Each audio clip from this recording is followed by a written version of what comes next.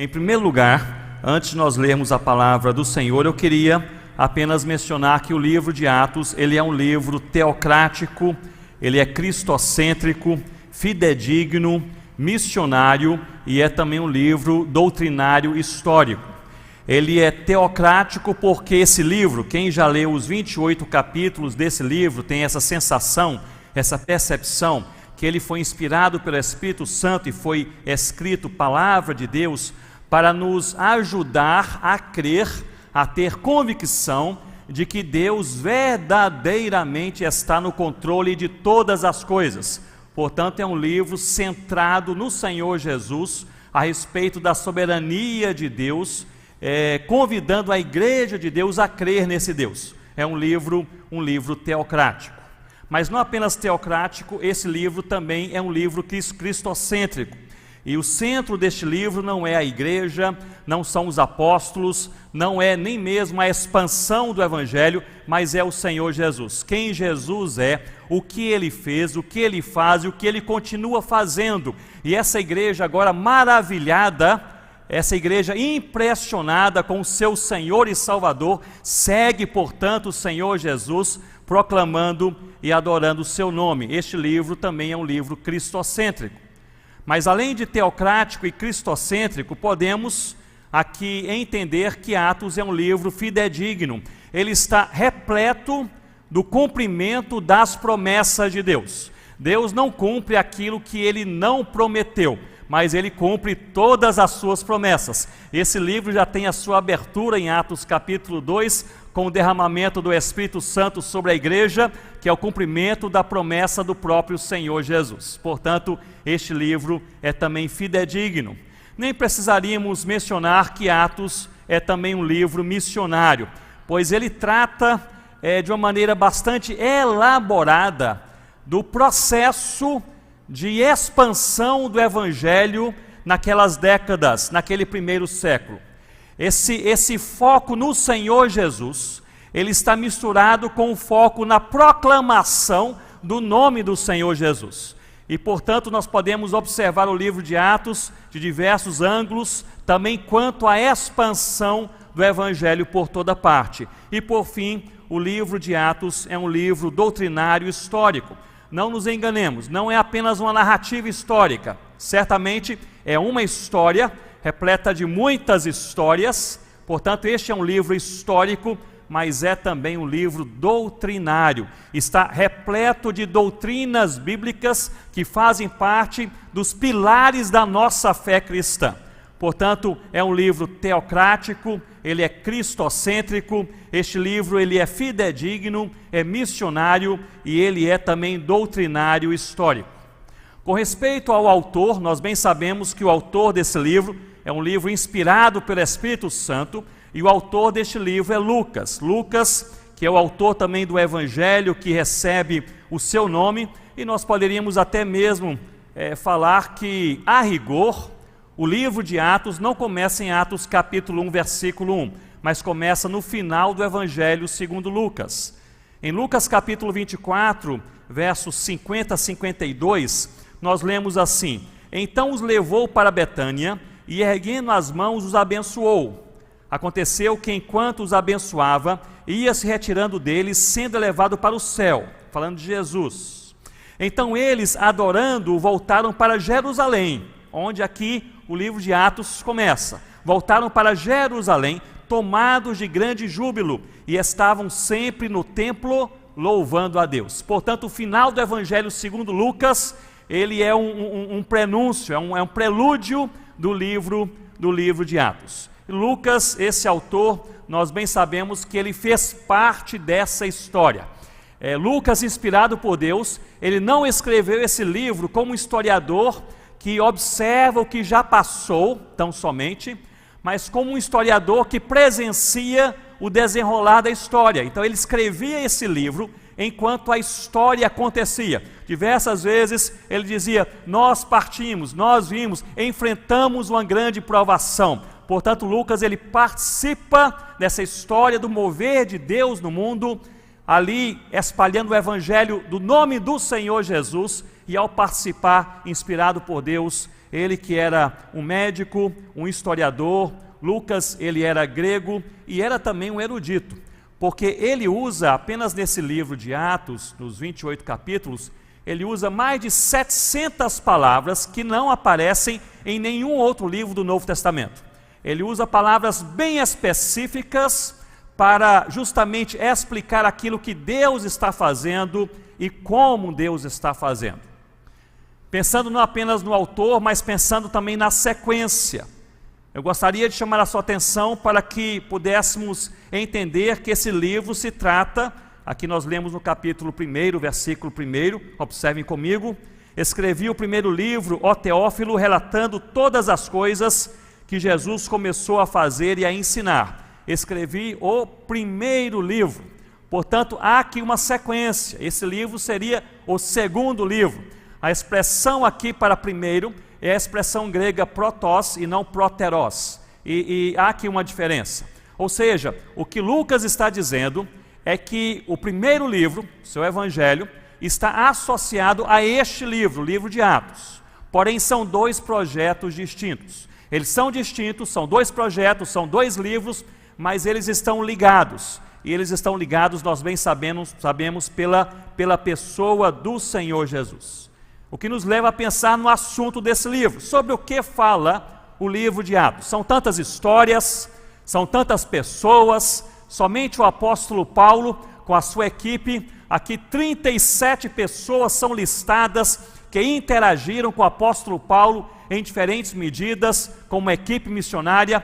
Mas qual é realmente o assunto deste livro? Observe comigo novamente, capítulo 1, versículo 1.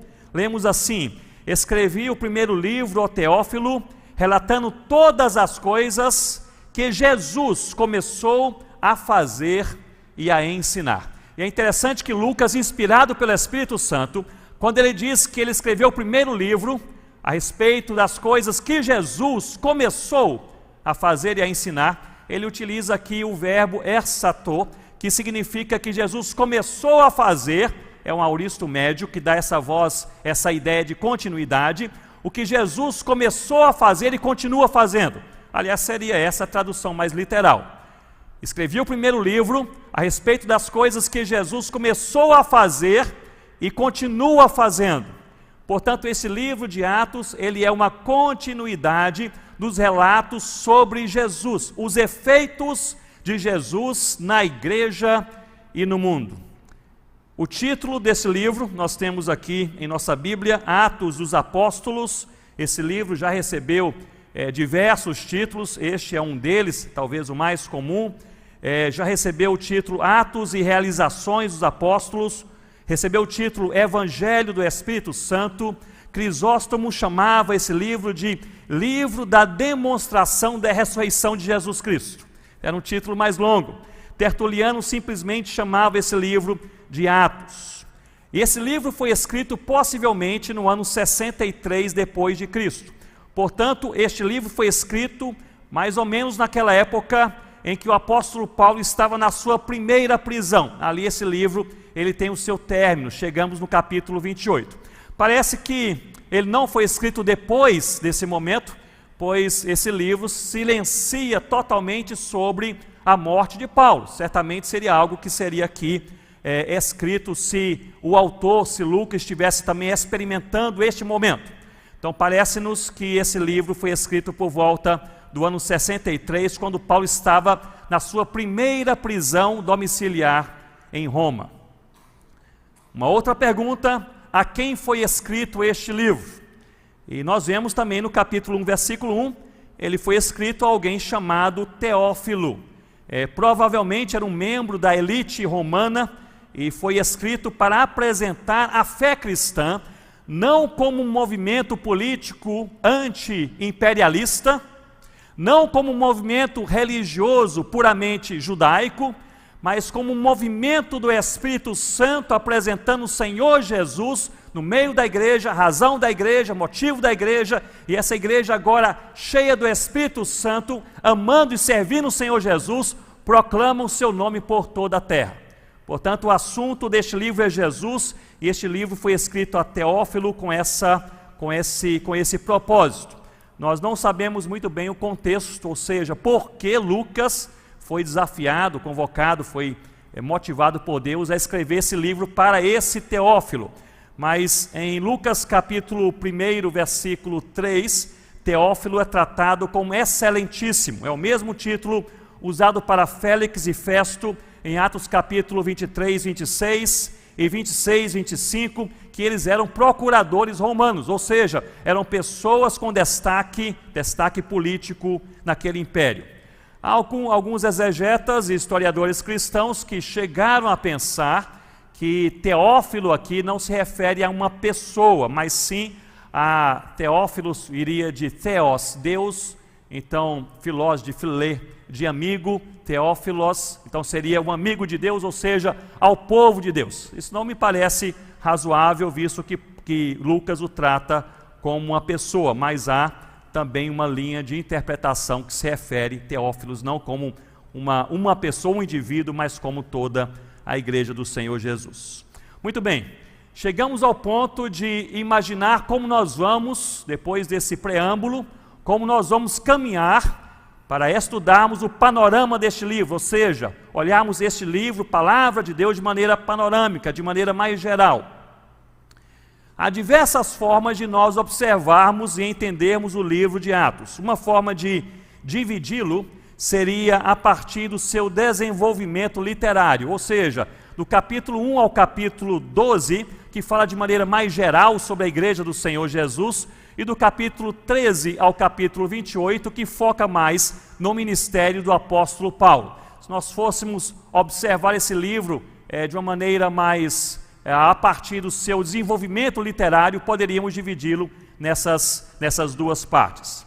Uma outra maneira de nós observarmos, dividirmos e estudarmos panoramicamente esse livro seria a partir do índice ou do sumário que nós encontramos em Atos capítulo 1, versículo 8, quando Jesus diz: e sereis minhas testemunhas tanto em Jerusalém como em toda a Judéia e Samaria e até aos confins da terra. Parece que este é um sumário geográfico que coincide também com a expansão do Evangelho nesses 28 capítulos, ou seja, a expansão do Evangelho em Jerusalém, na Judéia, Samaria e até aos confins da terra. Apesar da ordem do Senhor Jesus ser uma ordem de que o Evangelho ele deveria se espalhar de maneira simultânea nesses lugares, mas há também aqui uma certa cronologia aí na expansão do Evangelho. Seria uma outra possibilidade.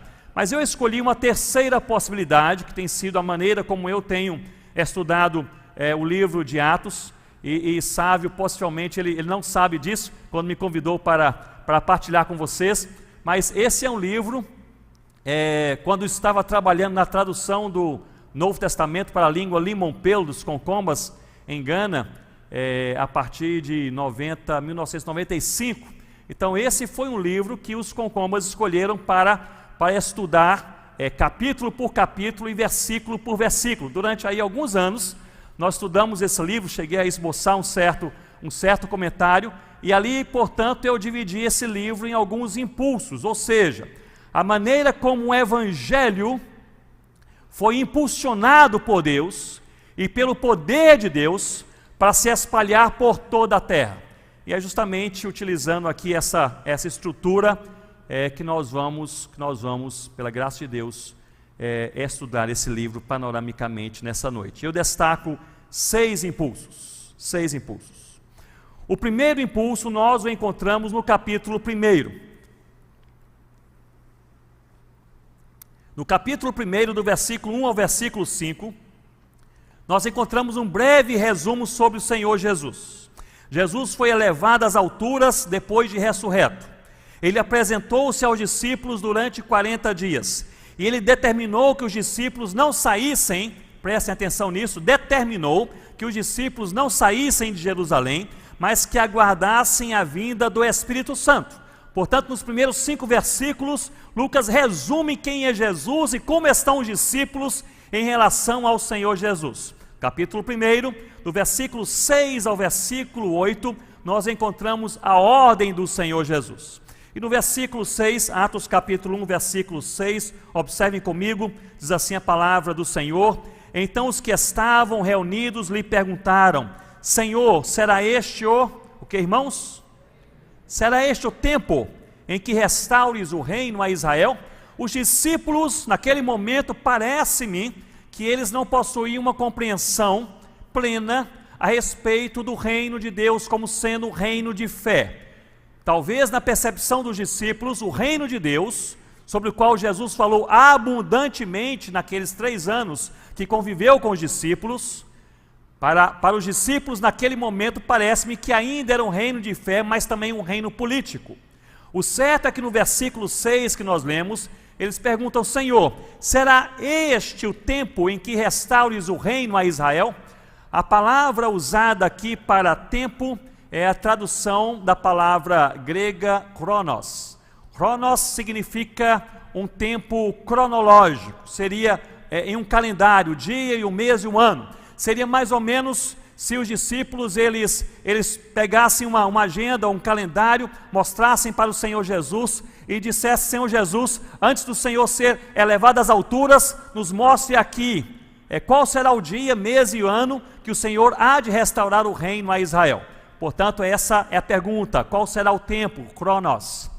E é interessante que no versículo 7, me acompanhe no versículo 7, nós lemos assim: respondeu-lhes: não vos compete conhecer, o que, irmãos? Tempos ou épocas. A resposta à pergunta foi feita cronologicamente. Qual é o tempo? Cronos. A resposta possuía aqui 2 opções mais óbvias. A primeira seria utilizar Cronos, ou seja, não vos compete conhecer nem o dia, nem o mês, nem o ano. A segunda opção seria utilizar a palavra grega Kairos, e Kairos é o tempo oportuno, que nós chamamos também o tempo oportuno de Deus, ou seja, o tempo oportuno, o tempo ideal em que as coisas poderiam acontecer, não uma data específica, mas um momento oportuno, ideal, ali direcionado por Deus. É curioso que o Senhor Jesus, em sua resposta, e aqui registrada em grego, apesar da conversa ter sido ali transcorrida em aramaico, mas o registro da palavra inspirada aqui escrita por Lucas em grego, aqui o texto utiliza ambas as expressões. Não vos compete conhecer nem tempos, chronos, e nem as épocas, ou a época, kairos. Portanto, Jesus está dizendo para os discípulos mais ou menos assim: vocês não entenderam nada.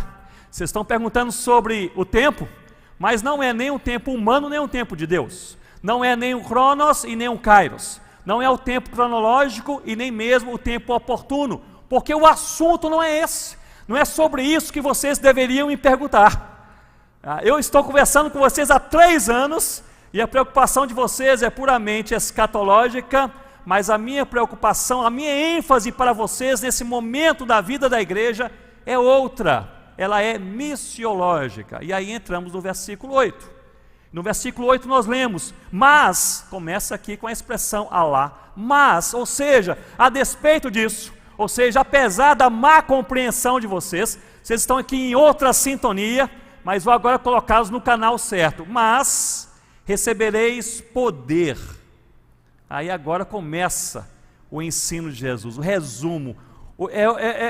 John Stott dizia que este era não apenas o resumo do ensino de Cristo, mas era o ensino que deveria ser mais enfatizado naquele momento da vida da igreja. Mas recebereis poder. Meus irmãos, minhas irmãs, nada que aconteceria sem o poder de Deus. Nada. Mas recebereis poder. Ao descer sobre vós, quem? O Espírito Santo. Nada aconteceria se o Espírito Santo não habitasse a igreja de Deus na terra.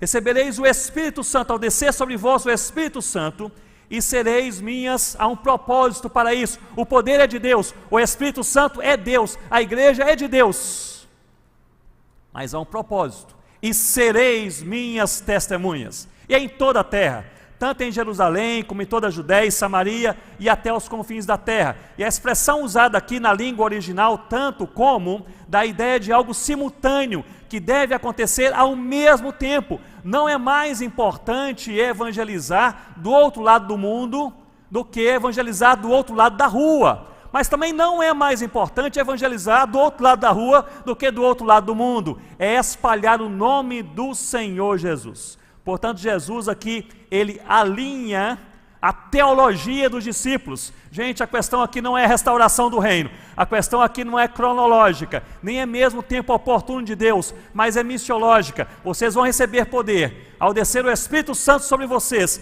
e eu tenho um propósito para isso: vocês serão minhas testemunhas. Eles já eram salvos, mas somente com o poder no Espírito Santo seriam testemunhas em toda parte. Daí Jesus é levado aos céus e 2 anjos anunciam que ele voltará. Mas me acompanhe, no versículo 12, depois dessa palavra do Senhor Jesus, no versículo 12 diz assim: então voltaram para Jerusalém. O que é isso? Obediência. Portanto, eu creio, meus irmãos e minhas irmãs, que o primeiro impulso da igreja, o primeiro impulso do evangelho no livro de Atos é justamente o impulso da obediência.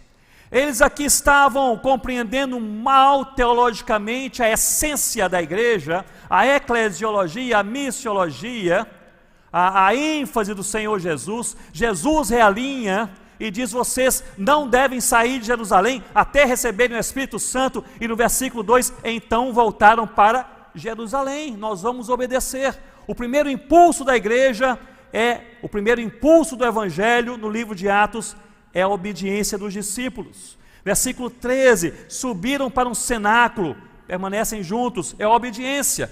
Versículo 14, todos estes perseveravam unânimes em oração. Portanto, eles não estavam apenas esperando, eles estavam esperando em oração, unânimes em oração.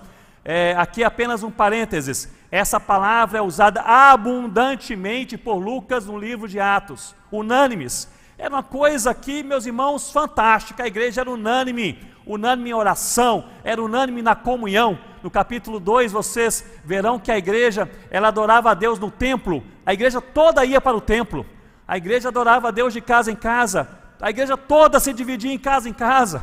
Portanto, havia unanimidade, e nesse momento aqui, unanimidade em oração. Versículo 15, até o fim do capítulo 1, eles elegem Matias como apóstolo, em lugar de Judas, que traiu a Cristo. Portanto, o que eles fazem aqui? Olhem bem para mim. No capítulo 1, nós encontramos discípulos conversando com Jesus, Jesus ressurreto. Jesus alinha a compreensão dos discípulos sobre a vida, a fé e a missão. Estes discípulos imediatamente obedecem o seu Senhor, aguardam, esperam em obediência, em oração, e eles colocam a casa em ordem. Eles elegem Matias no lugar de Judas, colocam a casa em ordem. Enquanto estavam esperando, colocavam a casa em ordem. E eu creio que o princípio é justamente este. Para cada impulso, eu creio que há um princípio. Eu creio que o princípio é: preparem-se para o próximo passo em oração. Quando Deus quer fazer alguma coisa nova em nosso meio, via de regra, Ele nos manda esperar, nos manda nos prepararmos e fazermos tudo isso em oração. Prepare-se para o próximo passo. Eu acho muito conveniente, muito coincidente, nós pensarmos nisso nesse fim de ano. Qual é o plano de Deus para a sua vida e a minha vida em 2021? Nós não sabemos, talvez saibamos em parte daquilo que Deus já sinalizou, mas eu creio que uma maneira boa e bíblica de nós gastarmos esses últimos dias nesse ano 2020 é, meus irmãos, minhas irmãs, em oração, buscando a direção de Deus.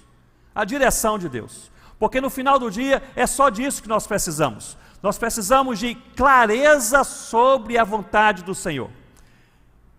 Não pense, se Deus o desafiar para um próximo passo, e o próximo passo pode ser você começar 2021 com a sua vida devocional alinhada ou realinhada.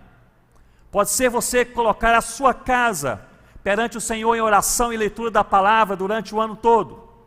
Pode ser você evangelizar o seu colega de trabalho, universitário, o seu vizinho. Pode ser você tratar daquela área da sua vida que o Espírito Santo de Deus tem mostrado que precisa de transformação e santificação. Pode ser você atender a um chamado ministerial. Pode ser um passo novo de Deus em sua vida, mas qual seja, ou qual for o passo, todos nós precisamos de clareza da direção de Deus. E é momento de pausar. Antes de grandes avanços, antes de passos novos, é momento de parar, é momento de pausar, é momento de orar. Se tivermos tempo, nós vamos ver aqui, nesses 28 capítulos, alguns momentos em que os apóstolos, intencionalmente, eles pararam novamente, para orar um pouco mais, para conversar com Deus um pouco mais, e para perguntar: Senhor, qual é o próximo passo? Portanto, o impulso da obediência, e o princípio é: preparem-se para o próximo passo em oração. Preparem-se para o próximo passo, como, meus irmãos? Em oração. E eu gostaria de lhe convidar a você orar nesses últimos dias desse ano. Senhor, qual é o próximo passo? Senhor, prepara-me para o próximo passo, em nome de Jesus. Deus ouve as orações. O segundo impulso que podemos ver de maneira clara nesse livro é o impulso da espiritualidade, se podemos chamar assim, em Atos capítulo 2. Me acompanhem em Atos capítulo 2, texto conhecido. No capítulo anterior, Jesus havia prometido o Parácletos, o Consolador. A palavra grega aqui, pará, ao lado, kletos, que vem de o verbo kalel, que é chamar, que é chamado ao lado de, ou seja, o Espírito Santo, que é Deus, ele é aquele que é chamado para estar ao lado da igreja, ajudando a igreja a amar, a seguir e a servir o Senhor Jesus. Isso é algo lindo. Quando a igreja percebe que a sua missão, que o seu chamado é amar Jesus, é conhecer Jesus, é seguir Jesus, é servir Jesus e é proclamar o nome do Senhor Jesus. Portanto, é sobre Jesus. E essa é a missão do Espírito Santo, desse Parácletos, desse Consolador. É Espírito Santo habitar a igreja e ajudar a igreja no seu dia a dia a caminhar, seguir e servir o Senhor Jesus. Mas no capítulo anterior, que é o capítulo 1, Jesus havia prometido o Consolador, e agora no capítulo 2 nós lemos sobre o cumprimento dessa promessa, a descida do Espírito Santo.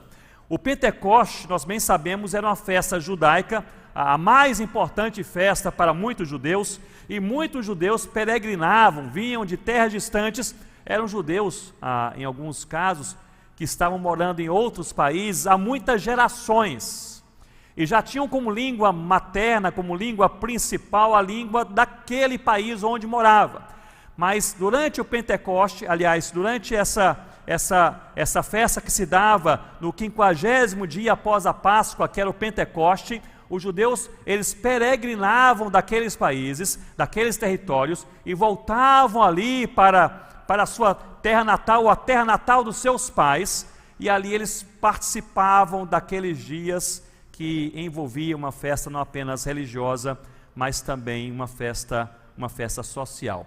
E é justamente durante esse Pentecoste que há aqui, meus irmãos, algo surpreendente, que é a descida permanente do Espírito Santo para habitar a igreja do Senhor Jesus.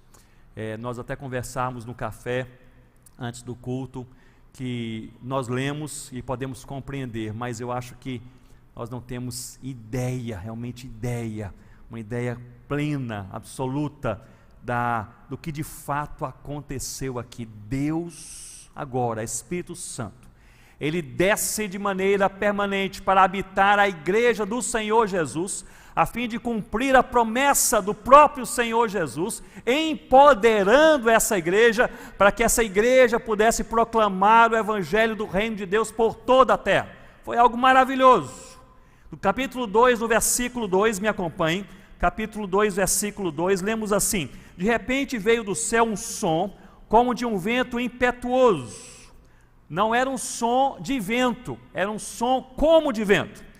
E encheu toda a casa onde estavam assentados. E versículo 3: e apareceram distribuídas entre eles línguas como de fogo. Não eram línguas de fogo, era como de fogo.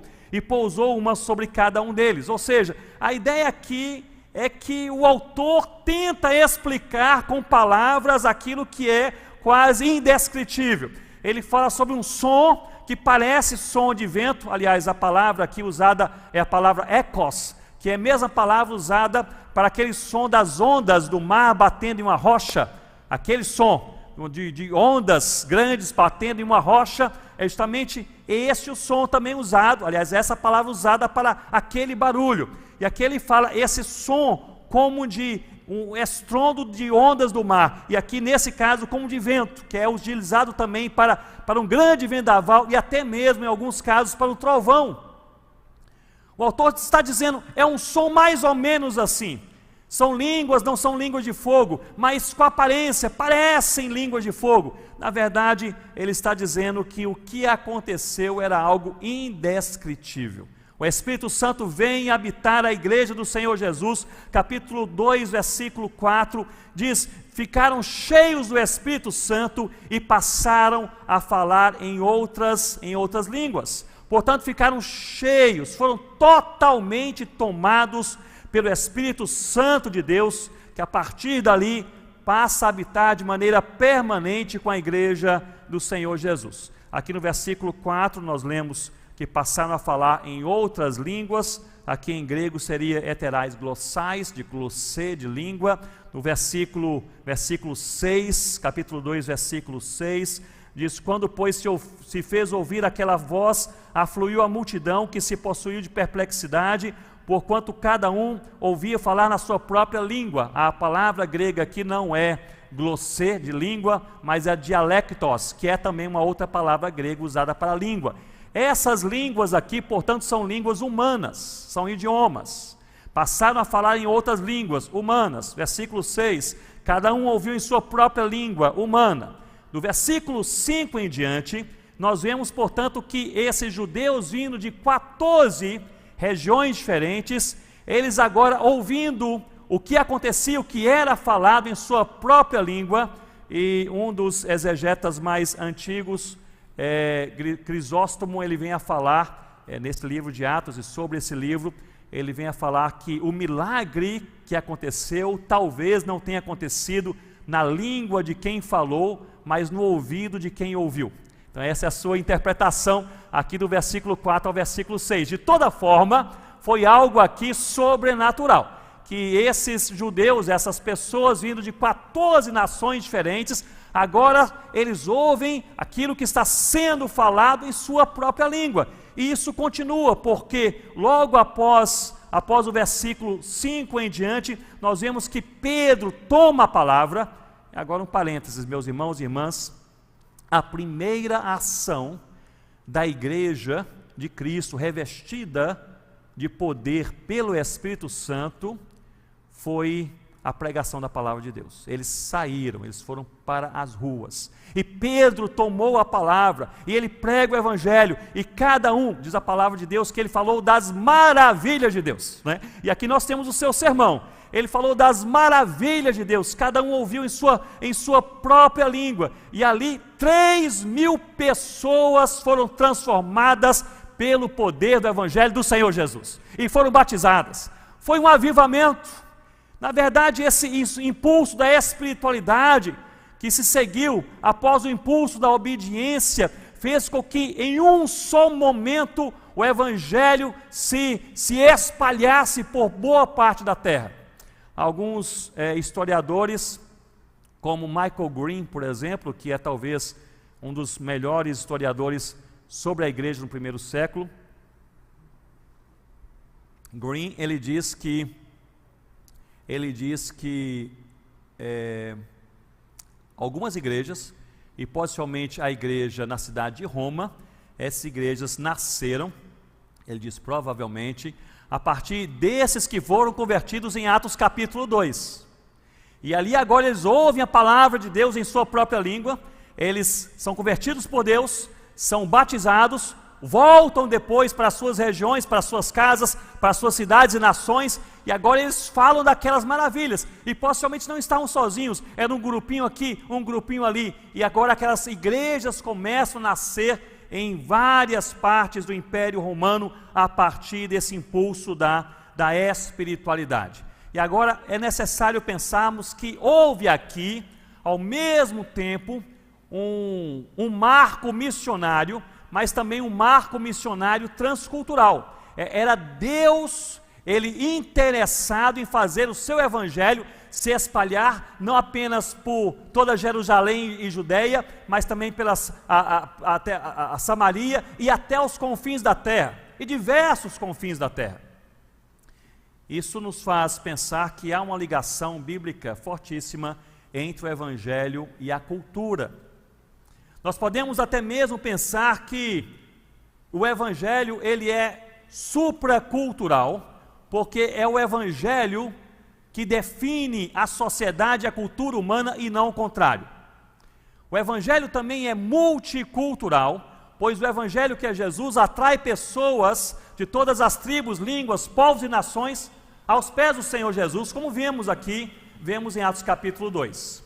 O evangelho não é apenas supracultural e multicultural, mas o evangelho também ele é intercultural, pois agora essas pessoas atraídas aos pés de Cristo, que somos nós, a sua igreja, nós temos comunhão, um só corpo, um só coração, uma somente no Senhor Jesus. Nós agora somos um só corpo em Cristo.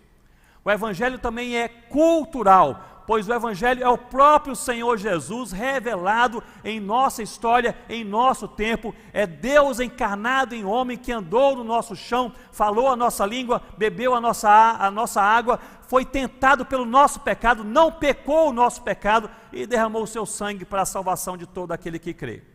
Mas o evangelho não é apenas supracultural, multicultural, intercultural e cultural, mas o evangelho também é transcultural. E aqui está a explicação. Aqui está o episódio em que Deus, na sua primeira ação, usando a igreja empoderada pelo Espírito Santo, faz essa igreja proclamar o evangelho transculturalmente. O evangelho é transcultural.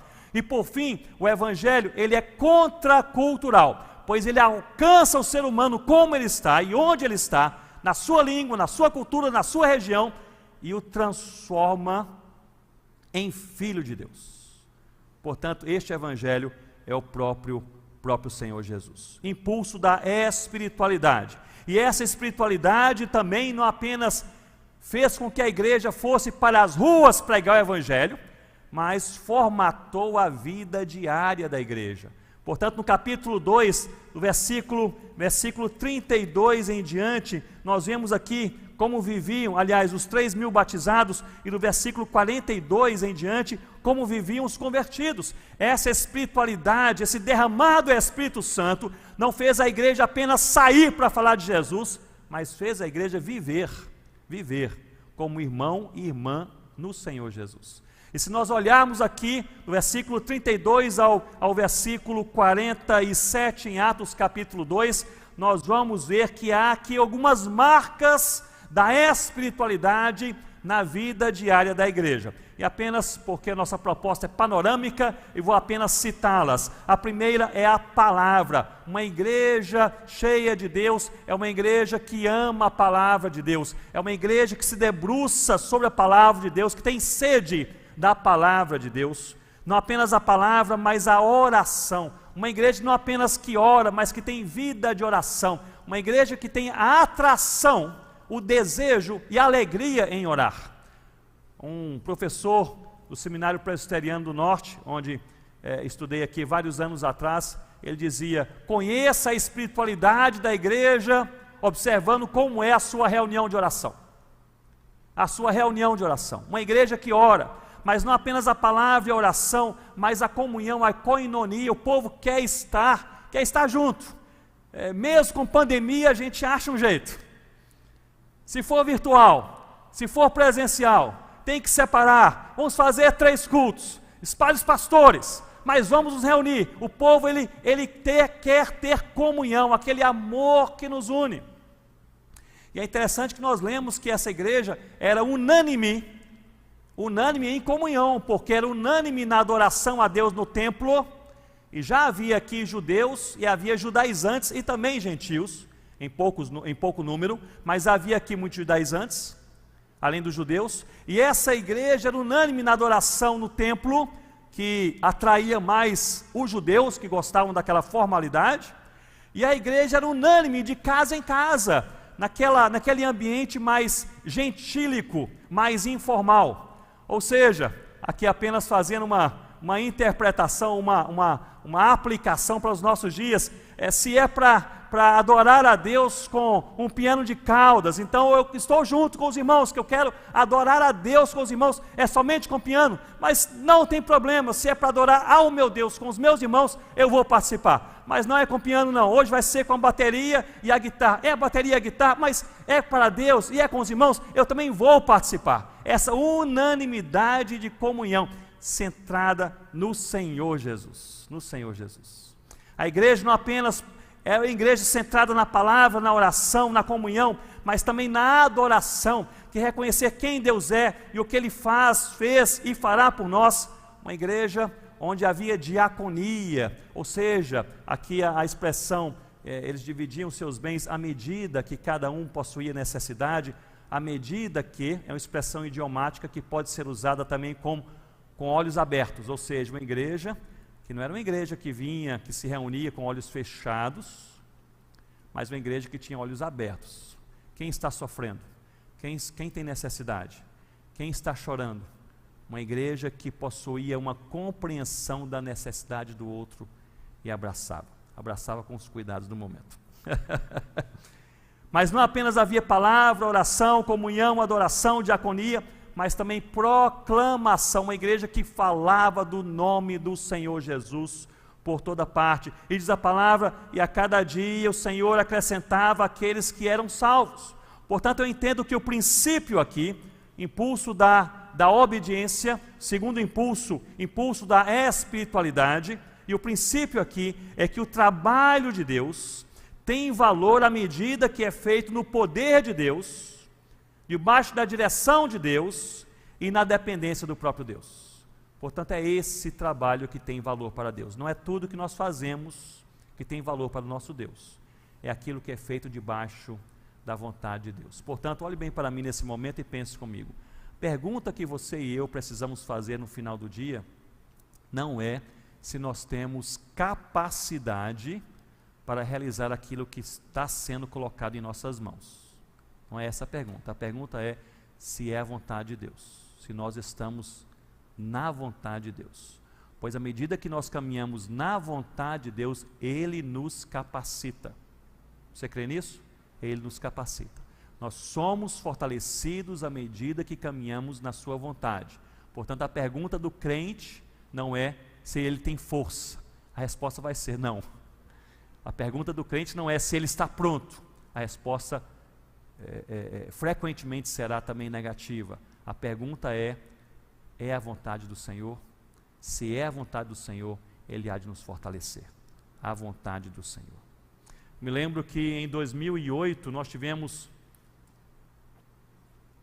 na região amazônica um encontro indígena, e foi o primeiro encontro indígena, congresso indígena, ali no estado do Amazonas, pelo menos que nós tínhamos conhecimento, e fui convidado pelo pastor Henrique Terena para ajudar na organização daquele encontro. Foi um momento muito especial, e até mesmo eu falei, Henrique, eu nunca organizei encontro nenhum, assim, nem de adolescentes ou de jovens, mas eu estou disposto a ajudar. Mas para saber organizar um evento, um encontro, é preciso perguntar quantas pessoas você espera que participem desse congresso. E ele, com aquela forma bem tranquila de falar, ele disse, Ronaldo, mais ou menos entre 300 a 3 mil pessoas, mais ou menos assim, você pode se preparar. Eu fiquei pensando em 300 a 3 mil, fiz ali uma média, 1.500 pessoas, conversei com o pastor José João, pastor na época, o pastor efetivo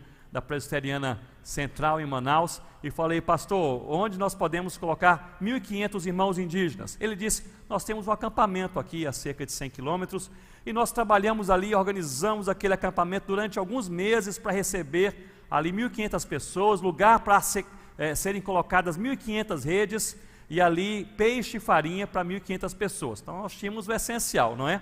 E ali alguns dias antes de começar aquele congresso, poucos dias antes, só havia 12 pessoas inscritas.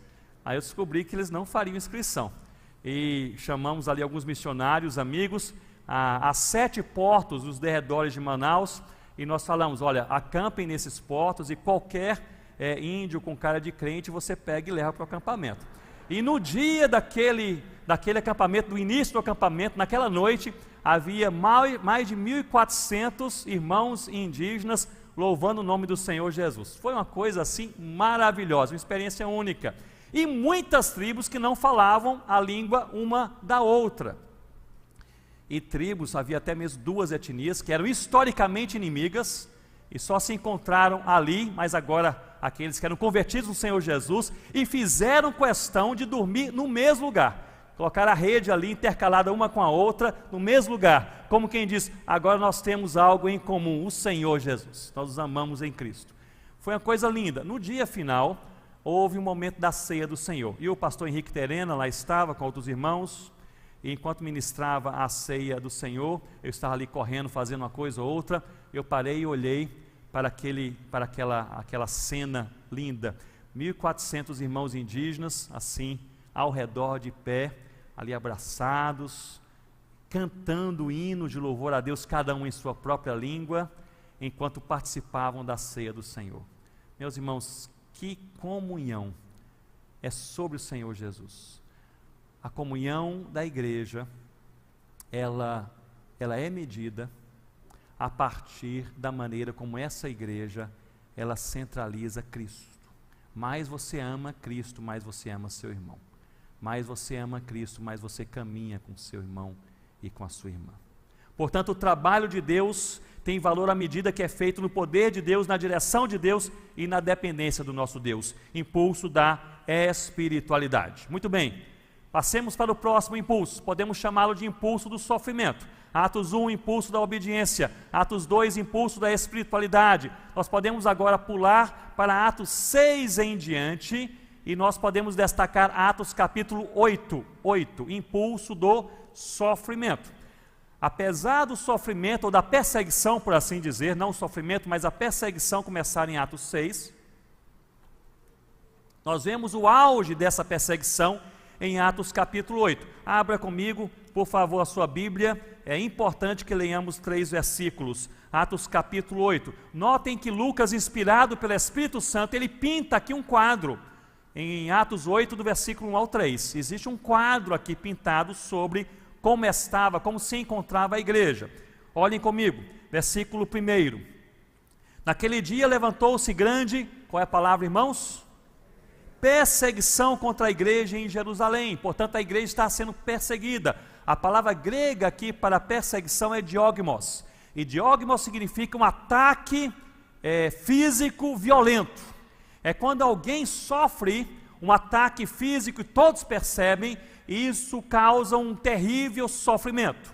Aqui a ênfase dessa perseguição é de um sofrimento físico, alguém que foi abordado, alguém que foi maculado, alguém que foi espancado, alguém que foi encarcerado, alguém que foi quebrado. A ideia aqui dessa perseguição, apesar da ideia da palavra perseguição dar em português apenas uma ideia talvez um pouco mais de uma perseguição ideológica, em alguns casos, mas aqui a ideia é de um ataque físico violento. A igreja foi perseguida e sofria fisicamente com isso. Observem comigo o versículo 2. Versículo 2 diz assim: alguns homens piedosos sepultaram a quem?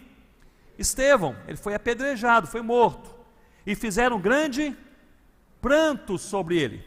Portanto, a palavra pranto aqui vem de kopeton, que é a palavra que vem de kopetos, que significa uma dor da alma, é um ataque emocional profundo, é a igreja agora sofrendo emocionalmente. Se no versículo 1, com diogmos, perseguição, A igreja sofria fisicamente, no versículo 2, com cópetos, esse pranto, a igreja sofria emocionalmente. A ideia aqui é de uma igreja quebrada emocionalmente.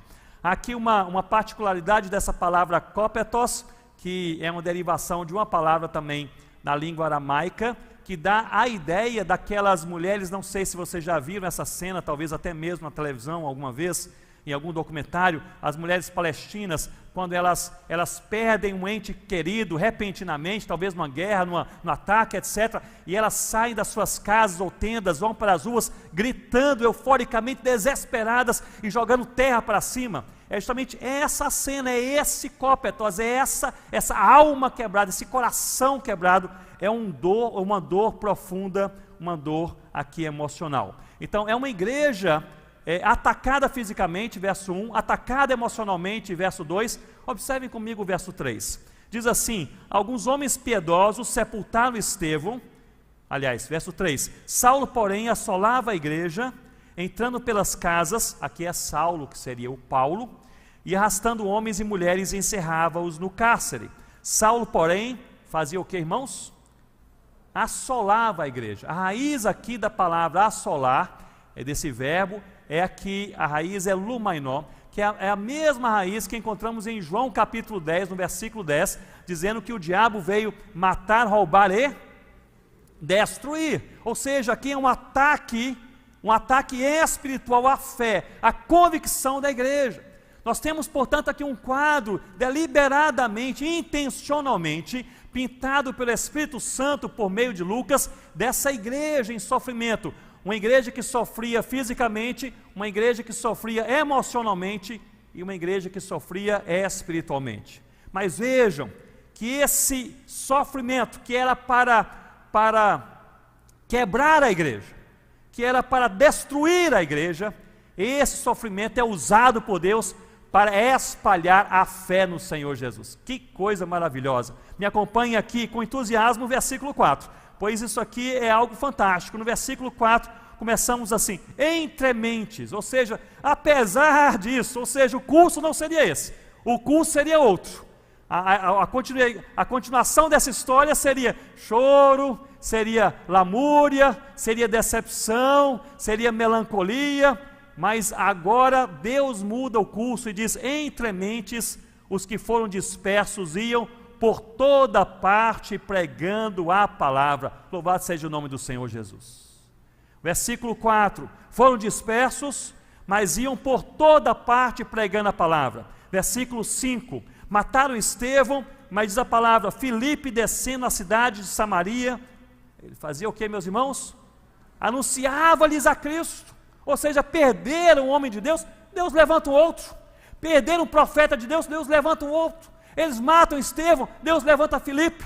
Matam um pregador, Deus levanta um pregador ainda mais intrépido. É assim que Deus faz, é para quebrar a igreja quebrada espalha o evangelho. Notem comigo logo o versículo 6, a igreja era assolada, mas diz o texto que as multidões atendiam unânimes, a igreja quebrada pregando o evangelho e o povo inteiro se convertendo. É um negócio assim, meus irmãos, fenomenal. O versículo 7 diz, o evangelho era ridicularizado, mas os espíritos imundos saíam gritando, paralíticos e coxos eram curados. Esse texto aqui é um dos textos mais paradoxais, do versículo 1 ao versículo 3, do versículo 4 ao versículo 8. São dois cenários em que Deus muda o curso da história. Deus transforma o sofrimento em pregação do evangelho. Deus transforma a angústia em alegria. Observem comigo o versículo 8. Depois da igreja sofrer fisicamente, emocionalmente, espiritualmente, quebrada, muitas pessoas mortas, encarceradas, famílias partidas ao meio. Versículo 8 termina assim, mas houve grande alegria naquela cidade. Não era para terminar assim, é por causa de Deus. É por causa de Deus. Esse é o impulso do sofrimento. E é interessante que por meio desse sofrimento, Deus que transforma até mesmo o mal em bem, Deus que transforma a rota de sofrimento da igreja em uma rota de expansão do evangelho e de bênção para a própria igreja, Deus que assim faz, Ele gera até mesmo alegria no meio do pior dia da existência dessa igreja. E eu creio que Deus faz isso todos os dias, na vida de muitos, ainda em nossos dias. Aquele que olha para nós, Senhor nosso Deus, conhece os nossos dias, conhece os nossos passos, conhece aquilo que nós passamos nesse ano, aquilo que só cada um conhece, a sua própria caminhada, as suas angústias, suas dúvidas, suas provações. E Deus, Ele transforma até mesmo esse dia ou esse ano. Alguém disse, é o ano mais escuro, mas é um ano onde brilhou abundantemente a luz de Cristo. Conversando com pastores, amigos, conversando com o Sávio aqui antes do culto também, conversando com pastores amigos, dizendo quantos pastores estão terminando esse ano com a mesma palavra. Quando a pandemia chegou, parece que a igreja estremeceu. Deus abençoou, terminamos o ano, a igreja fortalecida, até mesmo cresceu, louvado seja o nome do Senhor Jesus. É assim que Deus faz. E segundo a tradição cristã, pela perseguição que continuou sobre a igreja, os apóstolos se dispersaram para lugares como a Pérsia, que é o Irã, a Etiópia, a Índia. Aliás, no sul da Índia existe a igreja de São Thomas, não é? Até eu encontrei lá alguns anos atrás um indiano, que era daquela igreja, a igreja de São Thomas, uma vertente evangélica daquela igreja, e ele é missionário, entre outros indianos, ali e ele mantém viva essa tradição, não é bíblica, é apenas tradição cristã, de que foi Tomé que chegou até a Índia, pregou o evangelho e ali nasceu a igreja de São Thomas está lá até hoje. Mas segundo essa tradição cristã, os apóstolos se dispersaram por causa do sofrimento para a Pérsia, a Etiópia, a Índia, a Arábia, a Síria e diversos outros lugares. Portanto, quando há sofrimento, Deus também é Deus. Mesmo quando nós temos choro e história triste para contar, Deus está presente, Deus nos sustenta, Deus nos abençoa, Deus nos edifica, Deus espalha o seu evangelho e Deus glorifica o seu próprio nome. Louvado seja o nome do Senhor Jesus.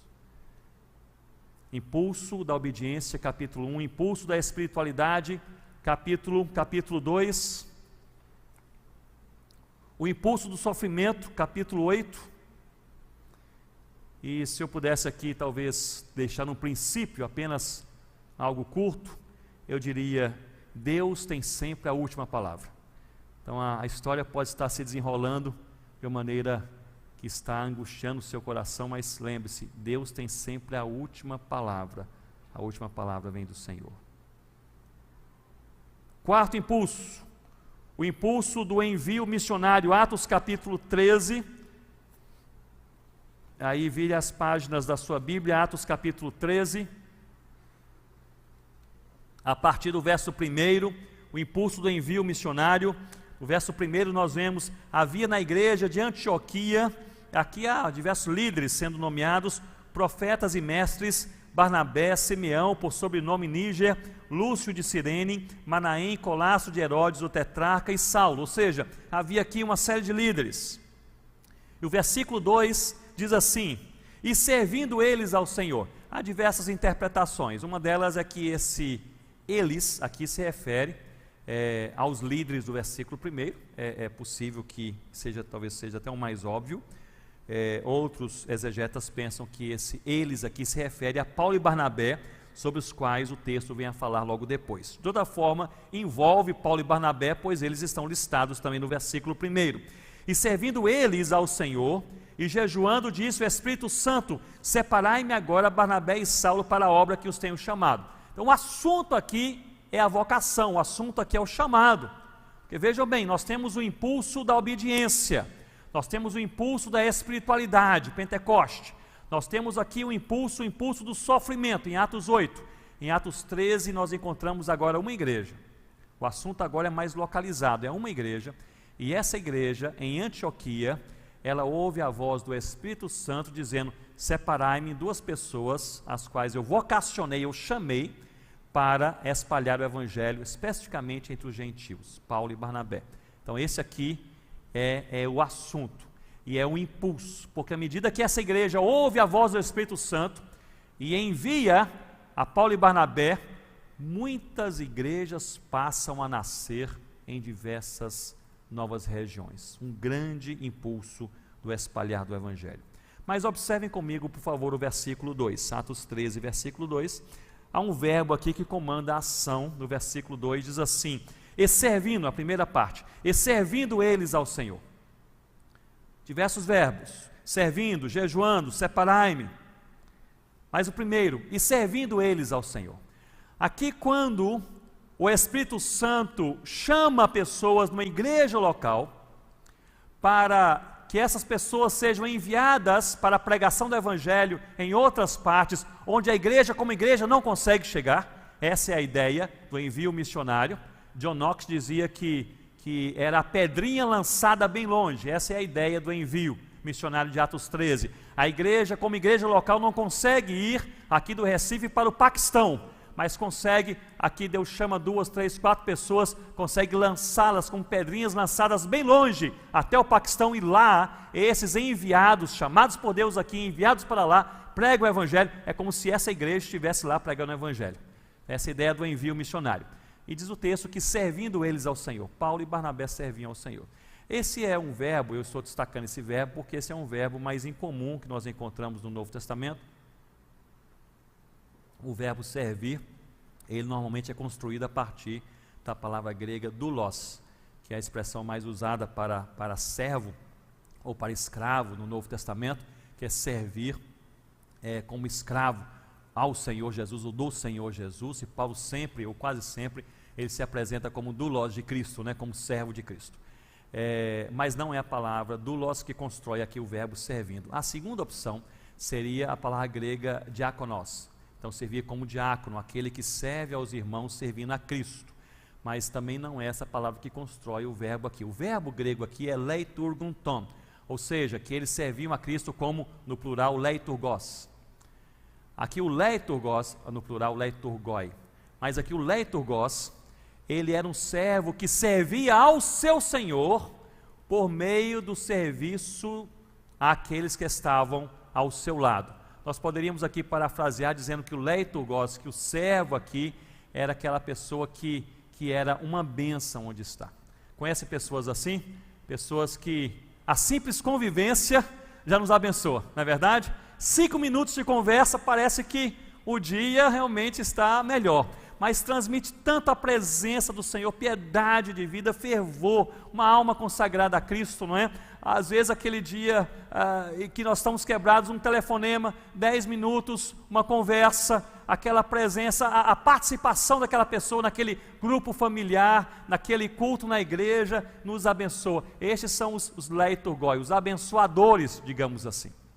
O certo é que o verbo utilizado aqui, e serviam eles ao Senhor, aqui apesar do contexto não se referia à adoração a Deus, mas como o texto, aliás a palavra leiturgos se refere também à liturgia.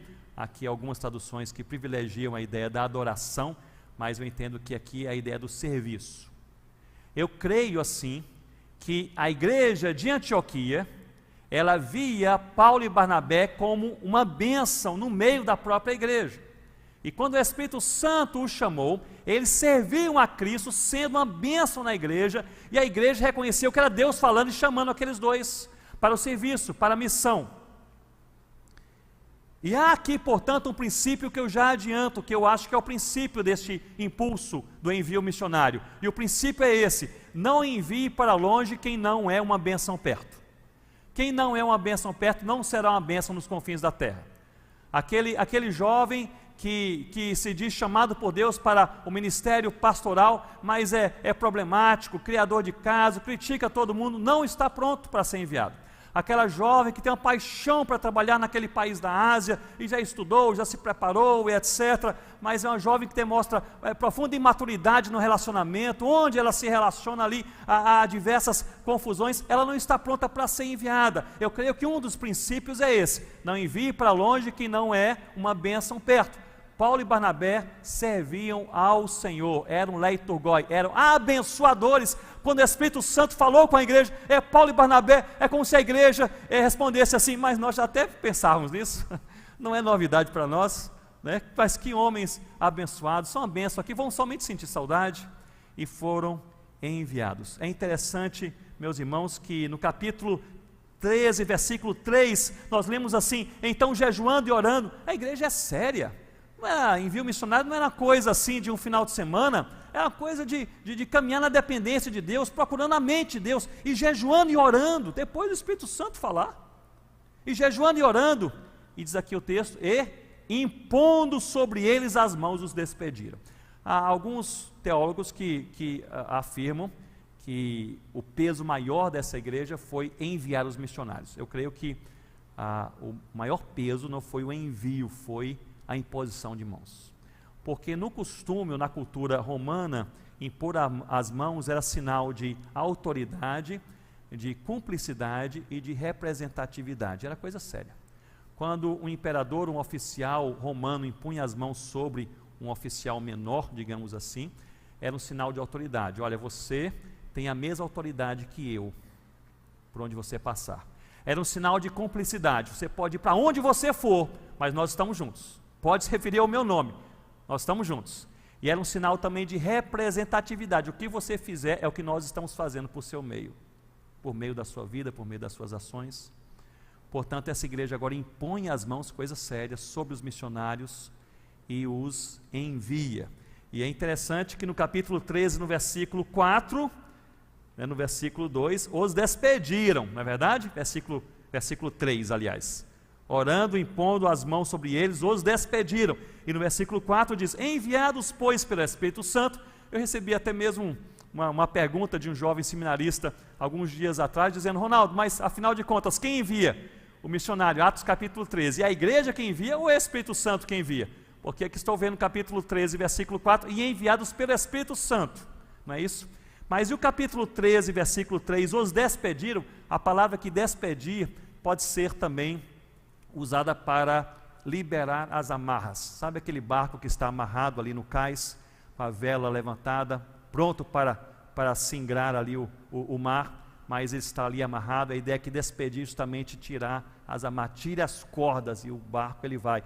Ele é enviado por Deus e a igreja co-envia os missionários, na dependência de Deus, na vontade de Deus.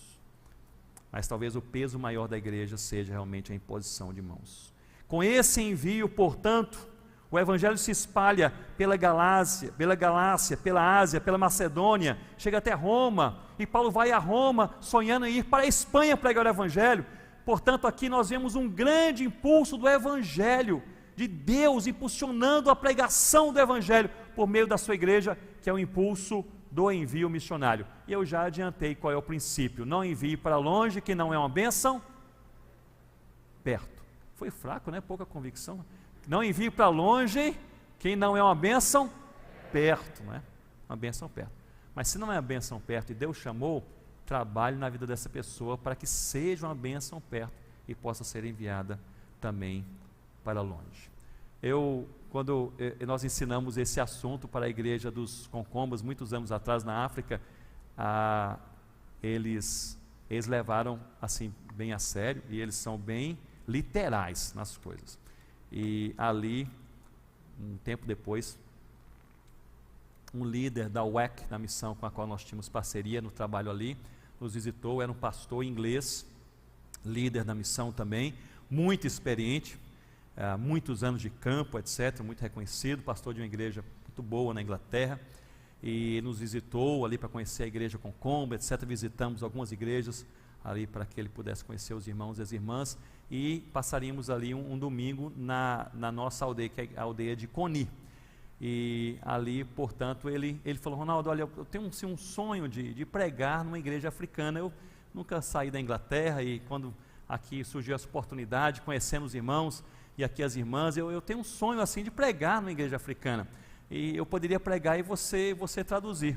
Eu falei: muito bem, eu vou conversar com a liderança da igreja. Aí eu conversei com a liderança da igreja, a igreja falou assim: não, nós não conhecemos o suficiente para que ele pregue aqui. Então fale com ele que ele pode passar aqui algumas semanas para vermos se ele é uma bênção. Se ele for uma bênção, aí nós vamos dar o púlpito para ele pregar a palavra de Deus. Então a coisa é séria. Muito bem, quinto impulso, o impulso da multiplicação de igrejas. Agora, Abram comigo as suas Bíblias em Atos 16, Atos 16, a multiplicação de igrejas. E nós vamos ver que de Atos 16, e vários capítulos à frente, nós vemos essa multiplicação, porque em um primeiro momento, as igrejas nascem a partir do Pentecoste. Aqueles que vêm a Cristo no Pentecoste voltam para suas casas, igrejas nascem. Em um segundo momento, igrejas nascem pelo envio de missionários para plantar novas igrejas. Antioquia envia Paulo e Barnabé, eles vão plantando novas igrejas. Mas em um terceiro momento, aquelas igrejas plantadas plantam ou ajudam a plantar novas igrejas. E isso é fantástico. E deve ser sempre essa a nossa visão como igreja local. Meus irmãos, minhas irmãs, o plantio de igrejas é possivelmente a maneira mais eficaz, mais eficiente de assegurar que o Evangelho se enraize em uma família, uma cidade ou uma região por mais de uma geração.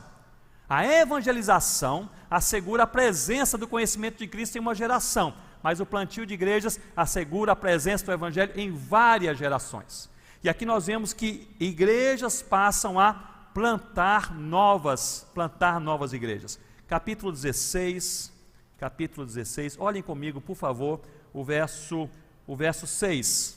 E percorrendo a região frígio-gálata, tendo sido, olhem como começa aqui esse texto, de maneira curiosa, tendo sido impedidos pelo Espírito Santo de pregar a palavra, onde, meus irmãos? Na Ásia. Quem se oporia à pregação da palavra na Ásia? Deus aqui se opôs, falou, agora não é momento de irem para lá. Versículo 7, defrontando Mísia, tentavam ir para a Bitínia, mas o Espírito de Jesus, o que fez? Não o permitiu. São os dois únicos versículos bíblicos, pelo menos que eu saiba, em que nós vemos duas tentativas de evangelização e duas negativas de Deus, dizendo não faça. Tentam ir para a Ásia, Deus diz não. Tentam ir para a Bitínia, quando nós vemos aqui que o Espírito de Jesus não o permitiu, a ideia aqui, poderíamos até traduzir de maneira bem literal, que o Espírito de Jesus os desautorizou. Eles foram desautorizados pelo próprio Cristo de ir para a Bitínia e pregar o Evangelho de Cristo. As motivações eram as melhores possíveis, eu imagino. Nessa altura aqui, Paulo e Barnabé estavam cheios de Deus, pregando o Evangelho de Deus. Agora é a Ásia. Estavam no momento em que tudo ia bem. Quando você vê no ministério, na vida pessoal ou na igreja que as coisas vão bem, você pensa em expansão, não é verdade? E foi isso que Paulo pensou. Agora é a Ásia, agora é a Bitínia. E Deus disse, não é esse o momento. E aí, meus irmãos, eles voltam para Troade. E Troade era apenas um porto marítimo, e Troade era um local de pausa. Lembram que eu falei no início sobre pausa? Sobre esperar, sobre tirar um tempo de oração, de buscar a direção do Senhor. Esse é um outro momento. Eles não entendem, é algo curioso. Eu tenho curiosidade de saber, a Bíblia não fala, então não vou saber, mas curiosidade de saber como Deus os impediu. Paulo não diz, Lucas não fala, mas eles entenderam que foi Deus quem os impediu de ir para a Ásia e a Bitínia. Aí voltam para Troade, como quem diz, o que está acontecendo? Senhor Deus, nós viemos aqui para evangelizar, mas o Senhor impede aqui, impede lá, qual é a tua vontade? E logo então no versículo 9 do capítulo 16, eles têm uma visão. Então agora tem a vontade do Senhor esclarecida. À noite sobreveio a Paulo uma visão, na qual um varão macedônio estava em pé e lhe rogava dizendo, passa a Macedônia e ajuda-nos. Então se havia dúvida, não há mais dúvida. Visão de Deus, passa a Macedônia e ajuda-nos. Era a visão de um varão macedônio, não é isso? Um homem da Macedônia. E aí, meus irmãos, versículo 10, eles partem imediatamente para lá. No versículo 11 em diante, nós vemos que eles chegam a Filipos, a primeira cidade da Macedônia, e algumas coisas curiosas acontecem. Porque na economia de Deus, o passo a passo não se dá segundo a expectativa do nosso coração. Eles chegam em Filipos, a primeira cidade da Macedônia, e eles não encontram um varão, mas encontram uma mulher, chamada Lídia. Começou a ficar meio complicado, não começou? E essa mulher nem era de Filipos, era uma estrangeira de Tiatira. E é essa mulher que se converte a Cristo. Eles saem para orar, ela está ali com outras mulheres, ela se converte a Cristo, e é essa mulher que é usada por Deus no nascimento daquela igreja em Filipos. A coisa meio confusa, mas há uma jovem que está sempre perseguindo a Paulo e a equipe, jovem possessa, e Paulo então, em nome de Jesus, expulsa aqueles demônios, aqueles espíritos malignos. Vocês se lembram que em outras ocasiões, isso serve para abrir o coração das pessoas para ouvir o evangelho. Aqui aconteceu o contrário, havia homens que lucravam com aquela jovem, era vista como vidente, e tomaram Paulo e Silas, arrastaram até a praça, espancaram e aprisionaram. Aqui é a situação desde o início. Capítulo 16 é um capítulo fora da curva, não é? Porque as coisas parecem que acontecem, Deus impede ali a pregação do evangelho na Ásia, na Bitínia, eles vão para Filipos, não encontram um homem, encontram uma mulher, a jovem possessa, expulsa o demônio, ao invés de abertura para o evangelho, eles apanham, são encarcerados. Mas agora encarcerados, capítulo 16, quero ler com vocês o versículo 25, é um dos versos mais significativos para mim, aqui nesse livro, 16, 25, diz assim, você pode ler comigo? Por volta da meia-noite, Paulo e Silas oravam e cantavam louvores a Deus, e os demais companheiros de prisão escutavam. Meus irmãos, que dia! Esse dia foi terrível, você apanha, você é espancado, você é arrastado, você é humilhado, você é encarcerado, e você não entende nada, mas onde está o homem? Apareceu, foi a mulher, não é de Filipos, é de Tiatira. Deus impediu ir para a Ásia, para a Bitínia, chegamos em Troade, paramos aqui. O que Deus está fazendo? E no final desse dia terrível, eles terminam o dia não planejando a defesa para tentarem sair da prisão no dia seguinte, nem ali lamentando os acontecimentos. Eles terminam o dia por volta da meia-noite, eles oravam e cantavam louvores a Deus. Isso é impressionante, não é? Isso é impressionante. Volta da meia-noite, não dormiam, não se lamentavam, não preparavam a defesa, eles oravam e cantavam louvores a Deus. E aí Deus, Ele age como sempre tem agido, e Deus então traz aquele terremoto e mexe com aquela estrutura da prisão, e o carcereiro desesperado, pensa que todos fugiram, tenta tirar sua própria vida, e Paulo e Silas, eles vêm a intervir, dizendo, aqui estamos nós, e aquele homem certamente já tendo ouvido os louvores, e as orações, e agora o testemunho, e tendo ouvido sobre o Senhor Jesus, ele tem a sua vida convertida, e não é só o carcereiro, a família inteira se converte, e não é só aquela família. No versículo 40, eles saem da prisão, e eles encontram uma igreja na casa de Lídia. Meus irmãos, é um milagre. As igrejas agora se multiplicando, encontram uma igreja na casa de Lídia, tendo se retirado do cárcere, versículo 40, dirigiram-se para a casa de Lídia, e vendo os irmãos, os confortaram, então partiram. E essa igreja na casa de Lídia não foi qualquer igreja, essa igreja enviou Epafrodito como missionário, essa igreja recebeu a carta de Paulo aos Filipenses, que é uma preciosidade para toda a igreja de Cristo até os dias de hoje, e essa igreja associou-se ao ministério de Paulo no plantio, na multiplicação de outras igrejas. Essa igreja se associou em oração, em apoio financeiro, prático, para Paulo pregar e plantar igrejas em Bereia, em Tessalônica e assim por diante, como nós vemos aqui na sequência do texto, logo depois em Tessalônica, depois em Bereia, e chega até Atenas e prega o evangelho. Portanto, o princípio que nós temos aqui neste impulso, que eu creio que é o impulso da multiplicação de igrejas, ou seja, agora as igrejas plantadas, elas também participam desse movimento de Deus. As igrejas plantadas também ajudam a plantar novas igrejas. É um movimento multiplicador interessantíssimo. Eu creio que nós, quando estamos envolvidos no plantio de novas igrejas, nós não devemos pensar apenas no plantio de uma igreja e de outra igreja, mas em um movimento, em nós nos envolvemos no plantio de igrejas que, cheias de Deus e convictas na missão de Deus, elas se envolvam na multiplicação do plantio de outras igrejas. Eu creio que o princípio aqui é: creia que Deus tem um plano e descanse no plano de Deus, porque o drama aqui de Paulo e da sua equipe foi prolongado, não é verdade? Tentam ir para cá, tentam ir para lá, não dá certo, voltam para Troade, não sabem o que fazer, tem uma visão, chegam lá, não encontram um homem, é uma mulher, não é de lá, é de Tiatira e assim por diante. Mas será que Deus planejou isso de última hora ou será que Deus tinha um plano desde o início? Eu creio que Deus, Ele controla a nossa história e apesar do nosso próprio mal e do mal que nos cerca, Deus soberano, Ele governa todos os passos do seu povo. Portanto, se você crê assim, olhe bem para mim nesse momento. Isso é importante para nós, porque se você crê assim na soberania de Deus, Deus soberano sobre a sua vida, sobre a sua história, eu lhe convido, creia que Deus tem um plano e creia o suficiente para descansar. Creia que Deus tem um plano e descanse no plano de Deus. Você pode repetir comigo? Creia que Deus tem um plano e descanse no plano de Deus. Na sua vida, nesse fim de ano, em nome de Jesus, creia que Deus tem um plano. Creia. E creia o suficiente para descanse no plano de Deus.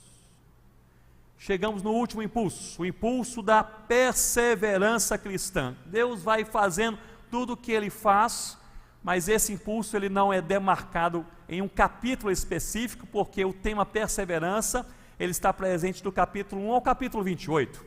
Eles perseveravam na oração, perseveravam na doutrina dos apóstolos, perseveravam na comunhão, perseveravam logo depois na pregação do evangelho, perseveravam na multiplicação de igrejas, perseveravam. Mas capítulo 27 é emblemático quando falamos sobre perseverança.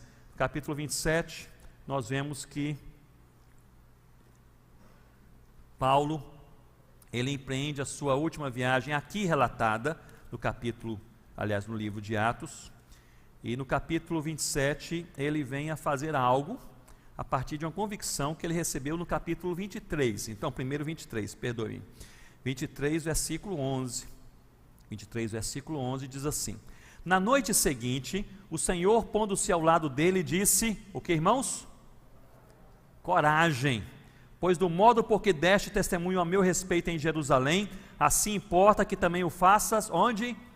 Em Roma. Portanto, é o Senhor Jesus que aparece a Paulo, então não havia nenhuma dúvida da vontade de Deus, não é? Dizendo, olha, coragem, da maneira como você foi fiel, minha testemunha em Jerusalém, eu também quero que você faça isso, seja assim em Roma. E no capítulo 27, então olhem comigo 27, ele vai para Roma.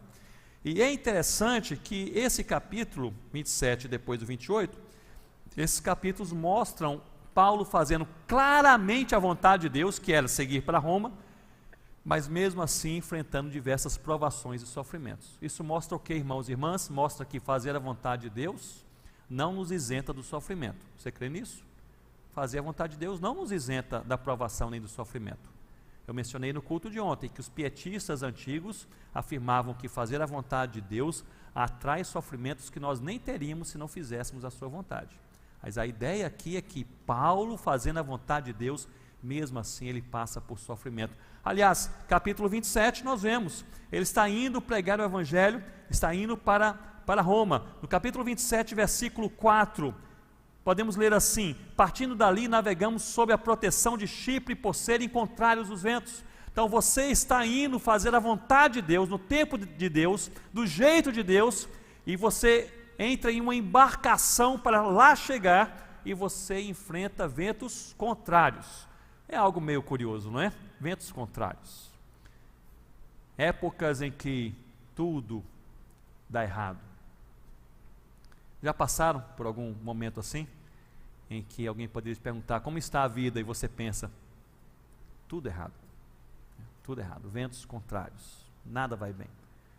A vida financeira está ruim, a saúde também está ruim. E a família não está muito boa. Épocas em que parece que tudo se torna escuro, perde um pouco o significado. Épocas difíceis. E é interessante que o versículo 4 do capítulo 27 é o primeiro versículo que pinta o quadro de Paulo indo para Roma, obedecendo à vontade de Deus. Então vejam bem, ventos contrários. Quando nós enfrentamos ventos contrários, não sei como você entende isso, mas eu creio que nós precisamos de convicção. Essa é a resposta. Perante ventos contrários é convicção. Esse ano foi um ano de pandemia. Muitas igrejas se desesperaram, inicialmente, mas essas igrejas elas foram fortalecidas por Deus à medida que tiveram convicção de que Deus era maior do que a pandemia, que Deus é maior do que a incerteza, que Deus é maior do que as notícias que estão chegando.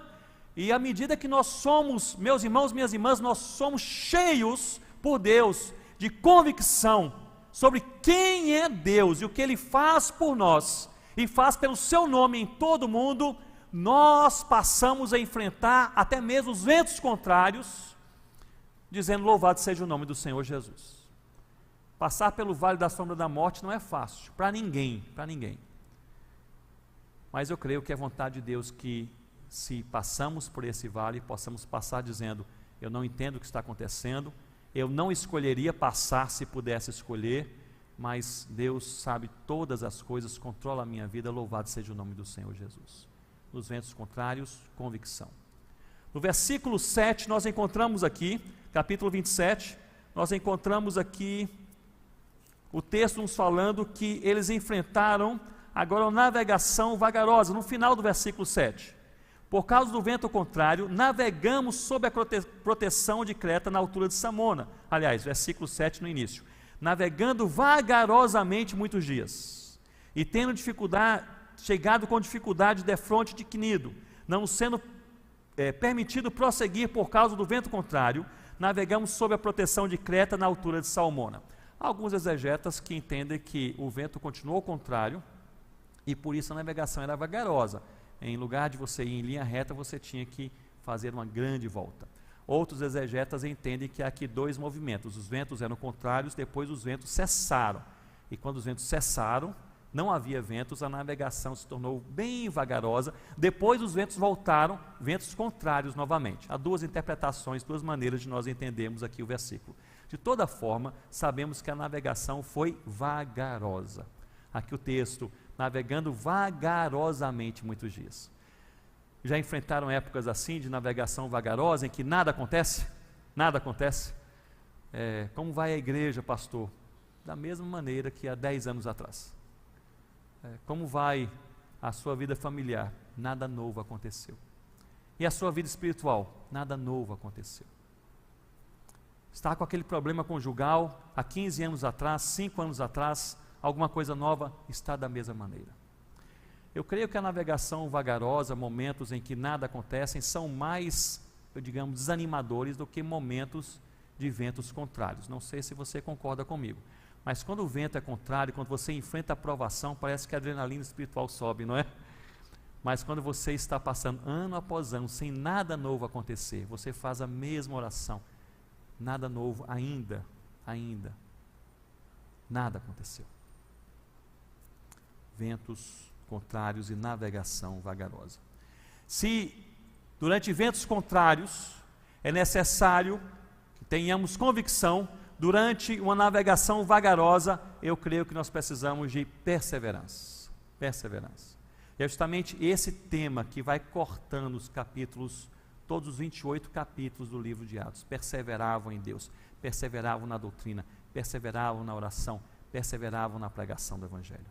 Capítulo 27, versículo 8, nós vemos que eles chegam a um lugar chamado Bons Portos. Costeando-a penosamente, chegamos a um lugar chamado Bons Portos, perto do qual estava a cidade de Laceia. Eu não sei quantas pessoas aqui já enfrentaram uma tempestade em alto mar, mas se você já enfrentou uma tempestade em alto mar, quando você chega em um porto, eu enfrentei uma tempestade em alto mar, era solteiro ainda, fui passar um ano na Guiné-Bissau, fazendo um estágio missionário, e ali eu e o pastor Alfredo Ferreira de Souza, pastor até hoje da primeira presbiteriana de Boa Vista, Roraima, nós fomos juntos naquele estágio, chegamos em Cabo Verde, voltando para o Recife. Chegando lá, nós não tínhamos as passagens aéreas que nós esperávamos para chegar até Portugal.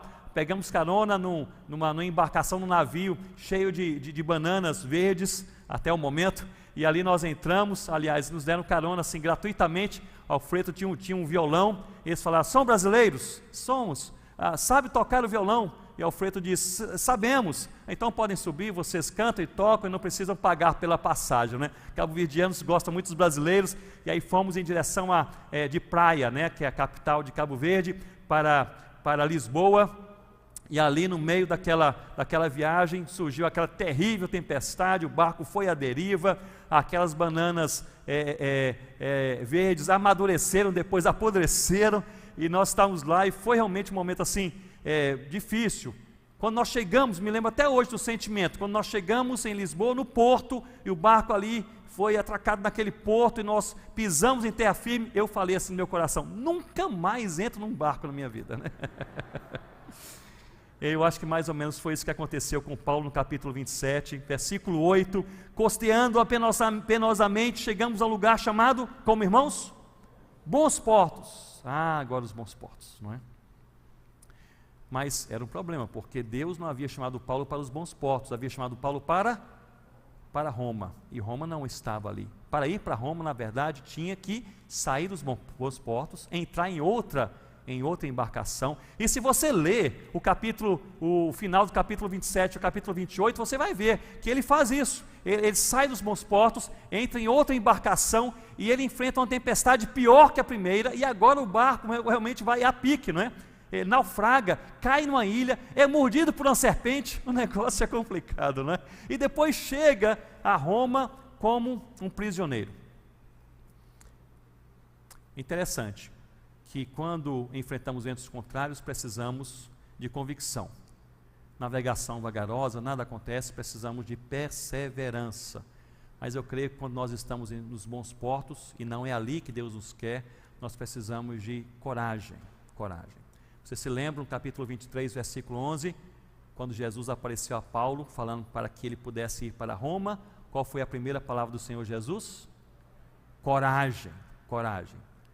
A forma como você deu testemunho ao meu respeito em Jerusalém, assim importa que o faças em Roma.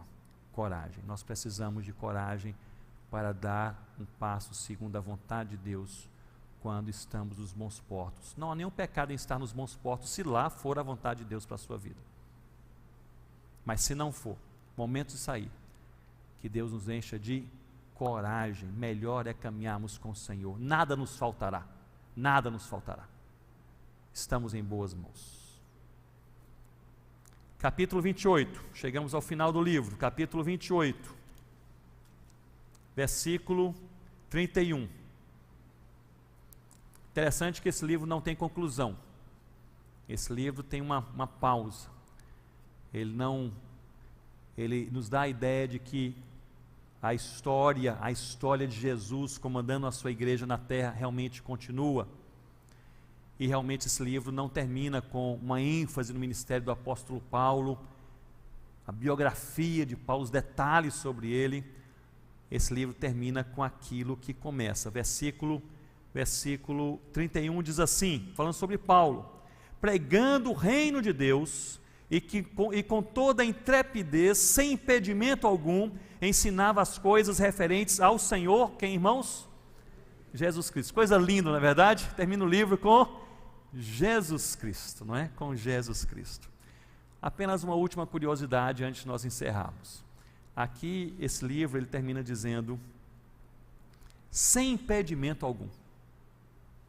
Depois desses 28 capítulos, né? E do capítulo 13 para frente, pensando no ministério do apóstolo Paulo, não é curioso?